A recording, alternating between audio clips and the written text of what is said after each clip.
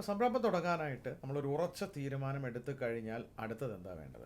ഇപ്പോൾ എന്നോട് ചോദിച്ചാൽ, ഇപ്പോൾ പഠനകാലത്തൊക്കെ ആണെങ്കിൽ നിങ്ങൾ പഠിച്ചൊക്കെ കഴിഞ്ഞു കഴിഞ്ഞാൽ ഒരു 2 to 3 years നമ്മളൊന്ന് വർക്ക് ചെയ്യുന്നത് നല്ലതാണ്. വേറെ ഒന്നും കൊണ്ടല്ല, നമ്മൾ എടുത്തു ചാടി ഒരു ബിസിനസ്സിലേക്ക് നേരിട്ട് കിടക്കുമ്പോൾ അതിന് പ്രശ്നങ്ങളും ഉണ്ട്, അതുപോലെ ഗുണങ്ങളും ഉണ്ട്. ഗുണമെന്ന് പറയുന്നത് നമുക്ക് ഈ റിസ്കിൻ്റെ അളവറിയാത്തത് കൊണ്ട് ചിലപ്പോൾ റിസ്ക് പെട്ടെന്ന് നമ്മൾ എടുക്കാൻ തയ്യാറാവും എന്നുള്ളതാണ്. പക്ഷേ ഓൺ ദി അതർ സൈഡ് പ്രശ്നങ്ങൾ എന്താണെന്ന് വെച്ച് കഴിഞ്ഞാൽ നമുക്ക് ഒന്നിനെക്കുറിച്ച് ഒരു അറിവുണ്ടാവില്ല. ഒരു ഓഫീസ് എങ്ങനെയാണ് ഫംഗ്ഷൻ ചെയ്യുന്നത്, ഒരു ടീമിനെ എങ്ങനെയാണ് ബിൽഡ് ചെയ്യുന്നത്, മറ്റുള്ളവരുമായിട്ട് ഇടപഴകുന്നത് എങ്ങനെയാണ്, ഒരു എക്സ്പീരിയൻസ് ഇല്ലായിട്ടായിരിക്കും തുടങ്ങുന്നത്. ഇപ്പോൾ എന്നോട് പേഴ്സണലി ചോദിച്ചു കഴിഞ്ഞാൽ നിർബന്ധമൊന്നുമില്ല, പക്ഷേ ഒരു 2 to 3 years നല്ലൊരു ബോസിൻ്റെ കൂടെ വർക്ക് ചെയ്യുമ്പോൾ അവിടെ എന്തൊക്കെ കാര്യങ്ങൾ നല്ലതായിരുന്നു, അവിടെ എന്തൊക്കെ കാര്യങ്ങൾ പ്രശ്നമായിരുന്നു, ഇതെല്ലാം നമുക്ക് മനസ്സിലാവും. ഇതിന് ശേഷം മാത്രമേ നമുക്കൊരു സംരംഭത്തിലേക്ക് കടക്കാവൂ എന്ന് എനിക്ക് തോന്നിയിട്ടുണ്ട്.